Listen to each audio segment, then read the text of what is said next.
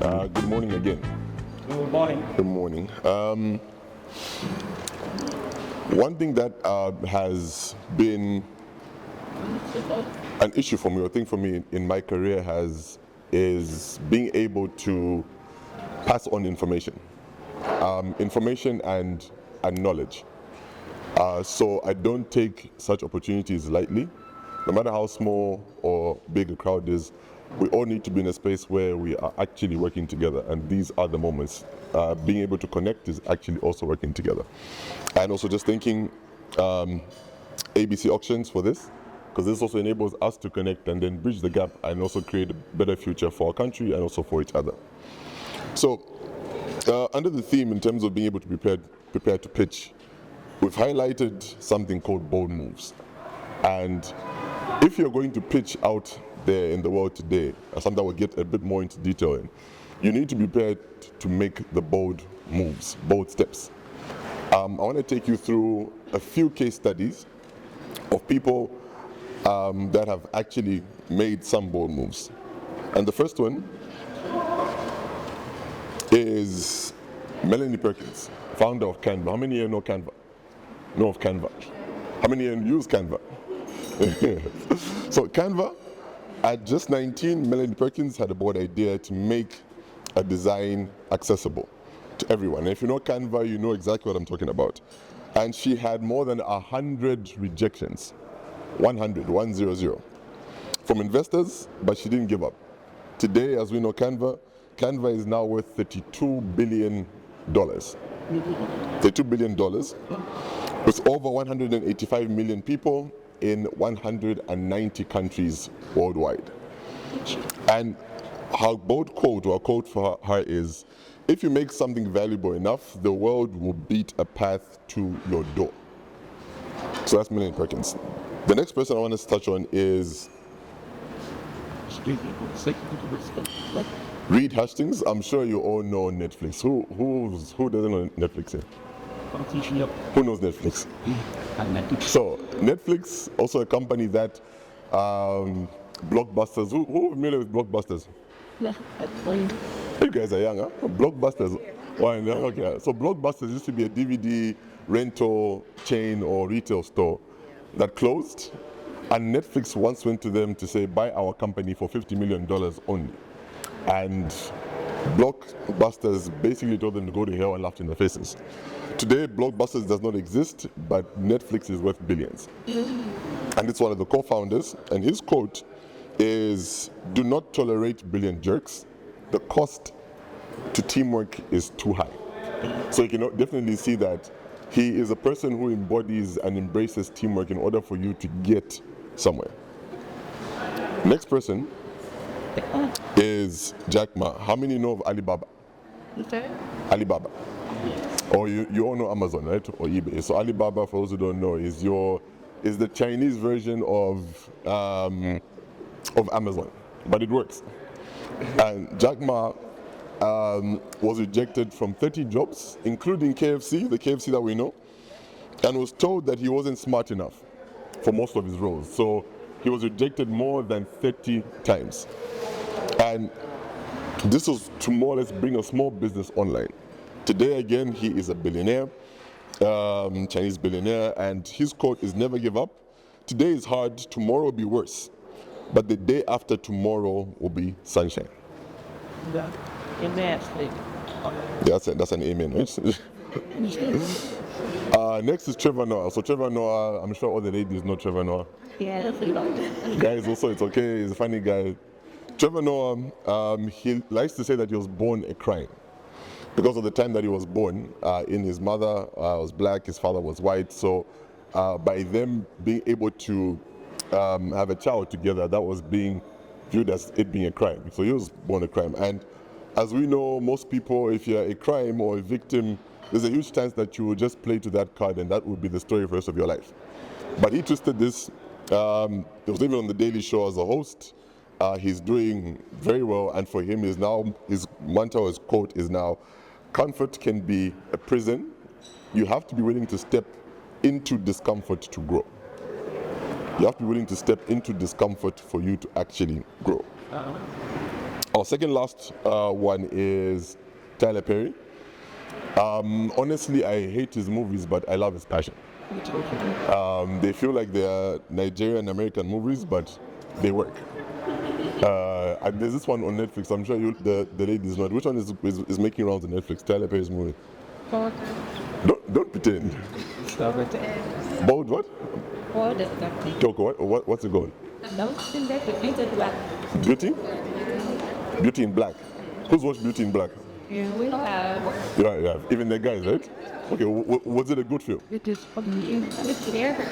So, Tyler Perry, you should go on YouTube and search for Tyler Perry's studio. It's magnificent. The studio has got the White House in it, a model of the White House in it. So people who are having all these type of series, movies, everything, he already has got the setup there that allows you to mimic the White House. It's worth more than $250 million. He himself is a billionaire, but he was rejected so many times because people didn't believe that the type of movies that he has are the right fit for the world, that they would actually penetrate and hit a particular audience. But he kept pushing, and today he is a media mogul that is worth billions.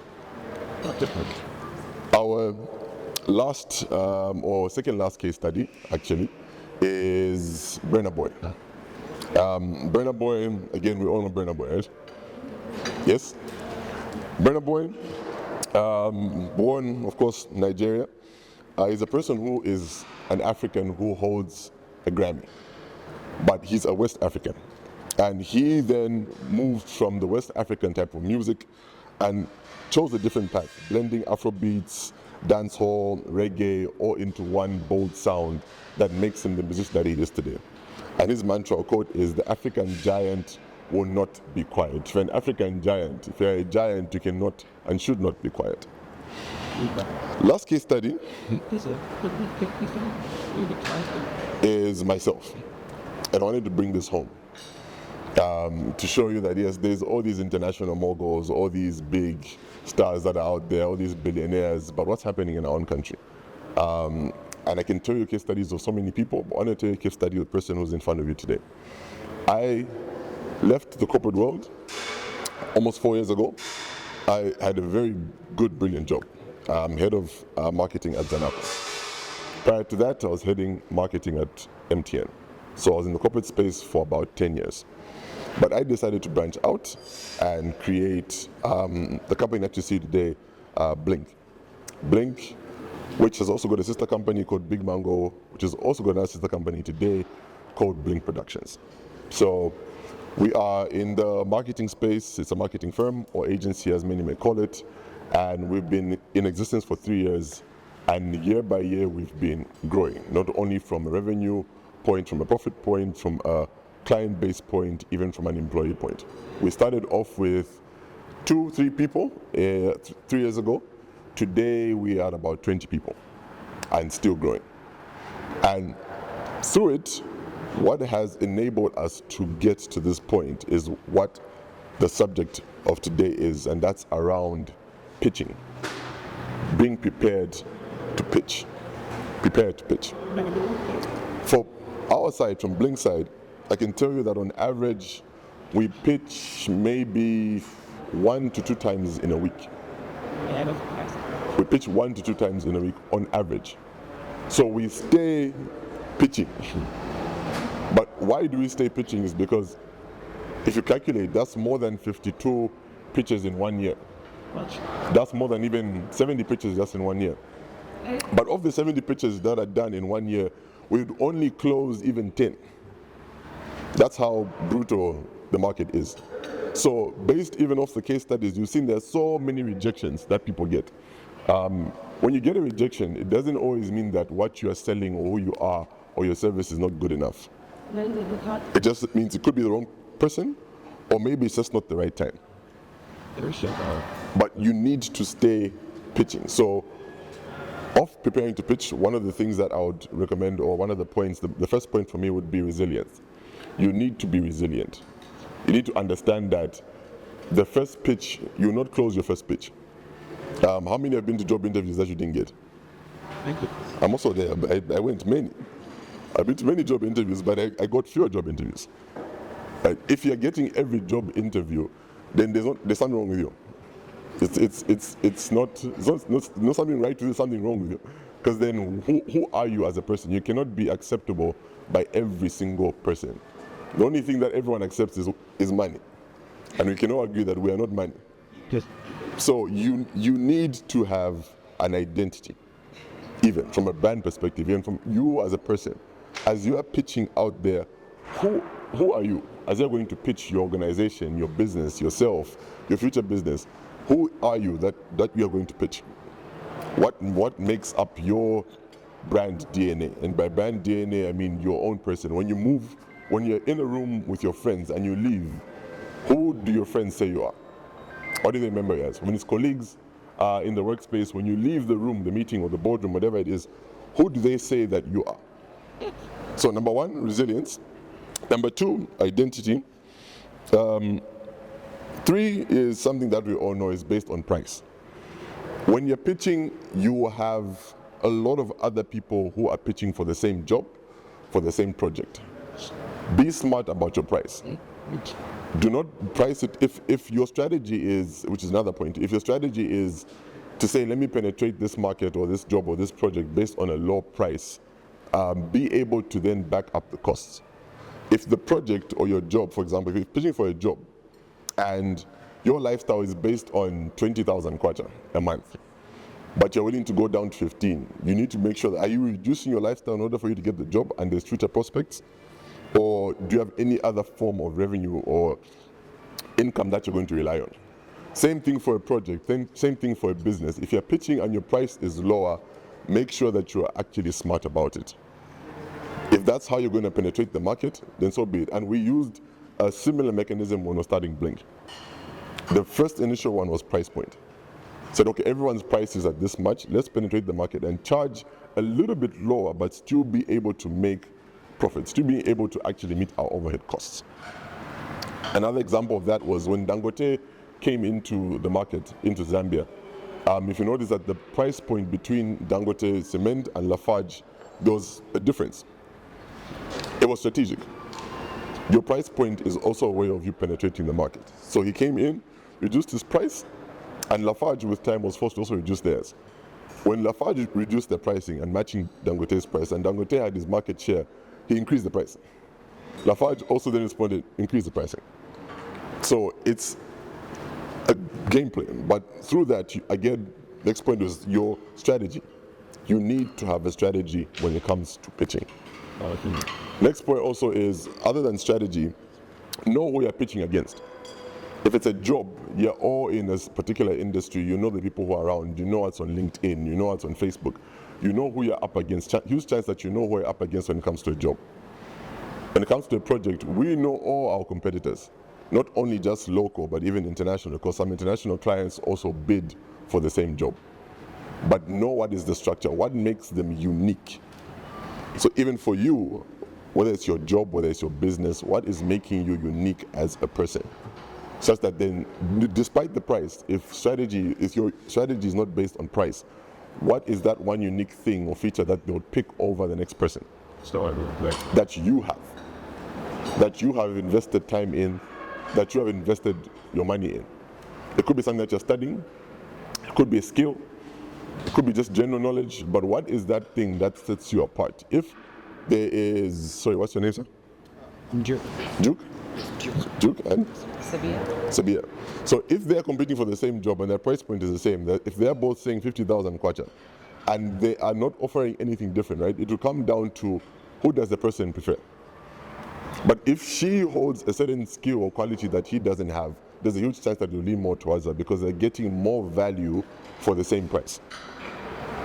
So you need something unique about your business. So you may ask for Blink side, what is unique about our business? It's more on the strategy part. Strategy and execution. You need to have a floor plan. You can't be treating the same job with the same, different problems, same solution. It doesn't work. Even in life, you can't apply the same solutions to different problems. Different problems have different solutions. So again, being unique, have strategy, your price point, being resilient. Being disruptive. We once pitched to a client of ours where they wanted us to develop a campaign. And this campaign was, if done successfully, in terms of the pitching, would enable us to get the job on a retainer basis, so month to month, for about a year. And we're up against about 3-4 other agencies at that particular time. So what we did is we had a campaign around confidence, around the hero. We positioned the brand as the brand being the hero to its clients. But we just didn't devise a campaign around heroism and everything. We invested in the campaign, in the pitch. So by invested, what do I mean? Is we wore capes, you know capes? Like Superman capes?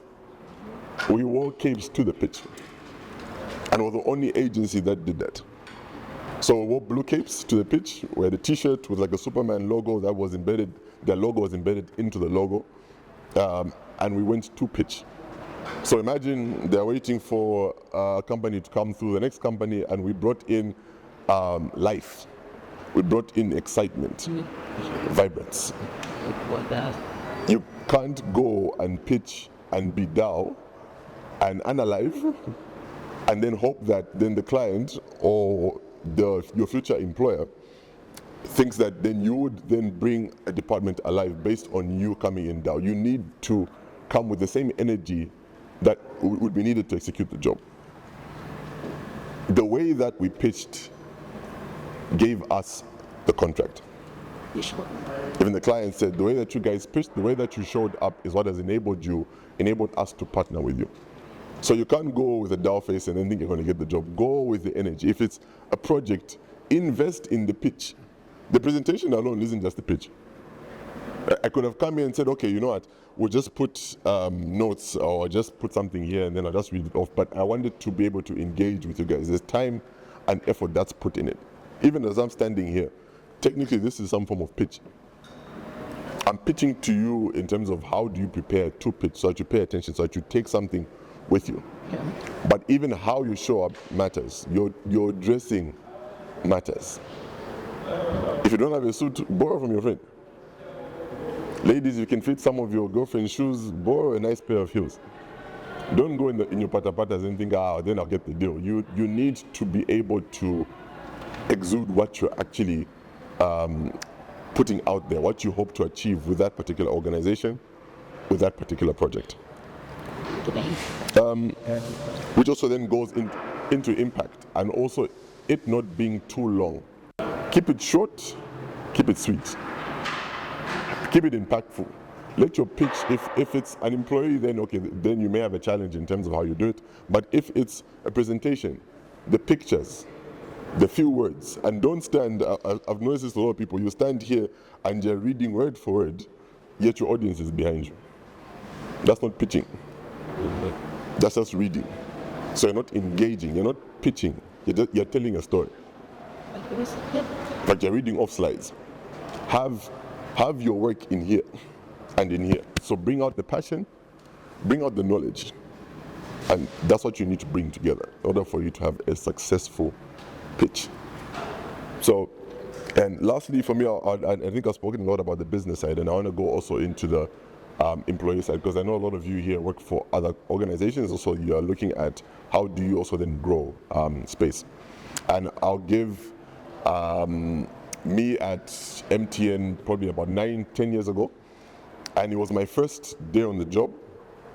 I went to every organization, every department in the organization to introduce myself. I said, I am Bluseke Bluseke, I am new here, I'm doing this, I'm doing that, who are you? But I strategically went to managers, senior managers, and the directors. Why? Because those are the decision makers. Those are the people who I'm also then aspiring to become as I am growing in my career. So we need to know each other. You've always heard of then your friend today is you tomorrow, right? Even in the same space, in your business space, or in your corporate space or SME space, the people who you are with, who you mingle with and interact with, that becomes you tomorrow.